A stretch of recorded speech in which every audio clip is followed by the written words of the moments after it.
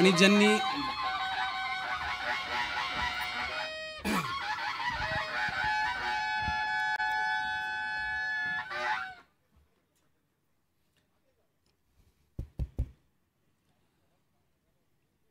आदरणीय व्यासपीठ आणि माझ्या जमलेल्या सर्व रसिक मराठी बांधवांनो, भगिनींनो आणि मातांनो, मी आज भाषण करणार नाही आहे, कारण माझं भाषण गुढीपाडव्याला 30 तारखेला इथे आहेच. त्याच्यामुळे मला जे म्हणायचं आहे ते मी 30 तारखेला म्हणेन. पण आज मराठी भाषा दिवस, मराठी भाषा गौरव दिन सरकारने जाहीर केला होता, पण सरकारच्याही लक्षात नव्हतं की हा दिन साजरा करायचा असतो. आणि 2008 साली याची सुरुवात आपण केली, याच शिवतीर्थावरती इथेच सुरुवात केली होती. आणि मग त्याच्यानंतर महाराष्ट्रभर पक्षाने सगळ्या ठिकाणी हे कार्यक्रम राबवायला सुरुवात केली. यावेळेला मला परत कोणीतरी सांगितलं की आपण परत केला पाहिजे, म्हणून यावर्षी देखील परत हा कार्यक्रम आपल्यासमोर करतोय. सर्व लोक इथे मराठी भाषेच्या प्रेमाखातर इकडे आज आलेले आहेत. आज आशाताई आल्या आहेत, त्यांना बरं नसताना देखील त्या आज आल्या आहेत.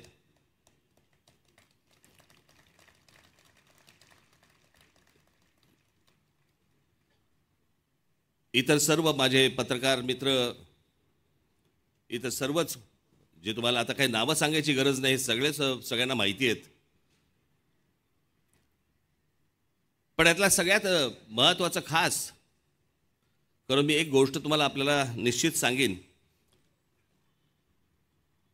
की इथे सगळ्यांना एक प्रश्नचिन्ह पडलं असेल. हे सर्वजण मराठी कविता म्हणणार आहेत आज तुमच्यासमोर,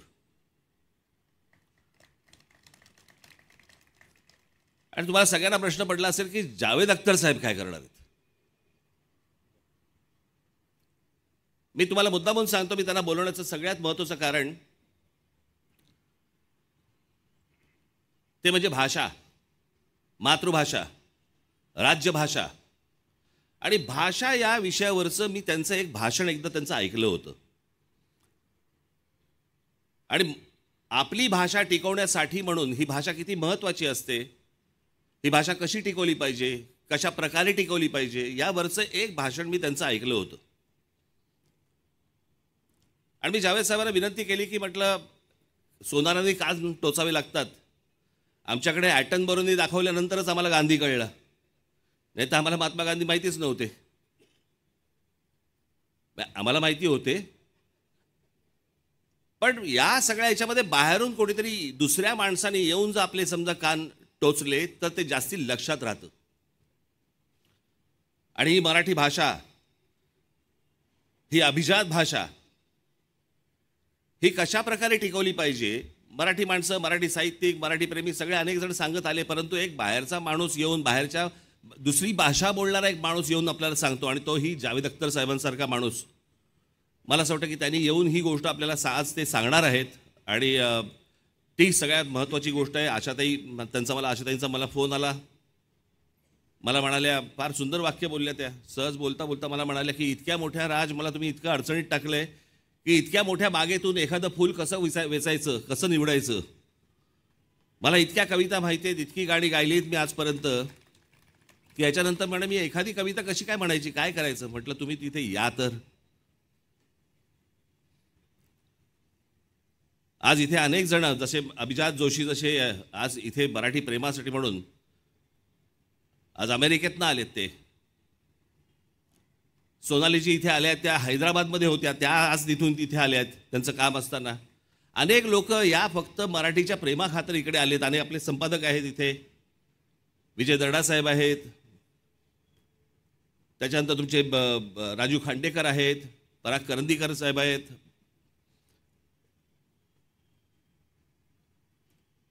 अनेक लोक आले इथे, नागराज मंजुळे आहेत, महेश मांजरेकर आहेत. मला असं वाटतं मी थोडा 1 मिनिट जर उलटा झालो तर मी सगळ्यांची पटकन नावं घेऊ शकीन,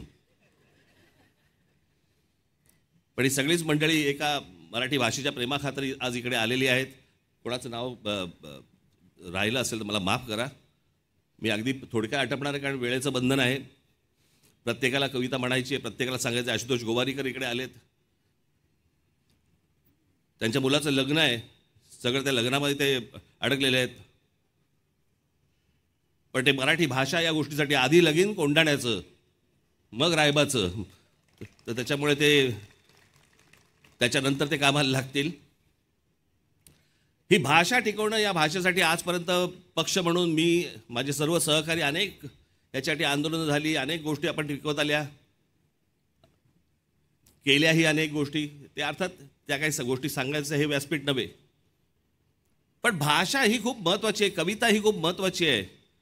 येणाऱ्या पुढच्या पिढ्यांनी आपल्या जुन्या कवींनी काय काय लिहून ठेवलेलं आहे. ते म्हणतात ना, जो न देखे रवी वो देखे कवी. या कवींनी काय काय गोष्टी मांडून ठेवलेल्या आहेत. आज काळानुरूप अनेक गोष्टी बदलत आहेत, भाषा बदलते, कविता बदलते. मी मध्यंतरी ऐकलं कोणाकडनं तरी की लहानपणीची आपल्या लहान मुलांची कविता होती, चिवताई चिवताई दार उघड. आठवतं ना? ती बदलली आता. असं म्हणतात की कावळा येतो, म्हणतो चिवताई चिवताई दार उघड. आतून चिवताई म्हणते आज नको, हे घरी येत.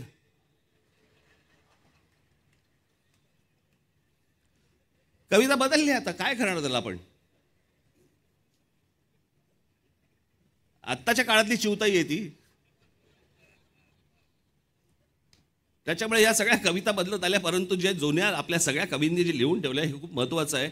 आणि जे खरं तर मला सर्व कवी इथे मराठीतले आणता आले असते, पण कवींच्या तोंडून कविता ऐकण्यापेक्षा ज्यांनी कधी कविता फारसं म्हणण्याच्या भानगडीत पडले नाहीत अशी जर लोक कविता म्हणायला लागली तर ते जास्ती करून ऐकावं असं वाटतं. आणि म्हणून हे सगळे आज तारे सितारे इथे सगळे जमीपर आलेले आहेत.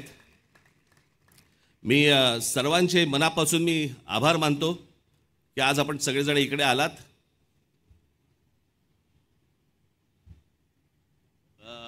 कोण कोण राहिलेत आता? अशोक सराफ साहेब राहिले माझे, त्यांना पद्मश्री मिळाली आहे. डायलॉग खूप बोललेत, कविता पहिल्यांदा म्हणणार आहेत. माझ्याकडे ते मगापासून एकतात तिरक्या नजरेने बघतात की तू का आणलंयस मला इथे आणि का बोललेस तू मला इथे. अनेक लोकांना इकडे धाकधूक आहे, मी कशी कविता म्हणणार आहे, काय म्हणणार आहे. परंतु मला असं वाटतं की ही सगळी लोक, ज्यांच्याकडे लोक अगदी ज्यांना आयडॉल म्हणून बघतात, अशा लोकांनी ज्यावेळेला येऊन कविता म्हटल्या तर ते मला असं वाटतं पुढच्या पिढीसाठी खूप महत्त्वाचं आणि उपयुक्त ठरेल. याच्यासाठीचा हा कार्यक्रम आहे. आपण सर्वजण जाताना इथे पुस्तक प्रदर्शन लागलेलं आहे. मराठीतले सर्वच जवळपास पुस्तकं इथे आज आलेली आहेत, समोर आपल्यासमोर ठेवलेली आहेत. सगळे मराठी लोक आपापल्या मुलांना घेऊन, मुलींना घेऊन इथे प्रदर्शनाला पण येतील अशी एक आशा अपेक्षा ठेवतो.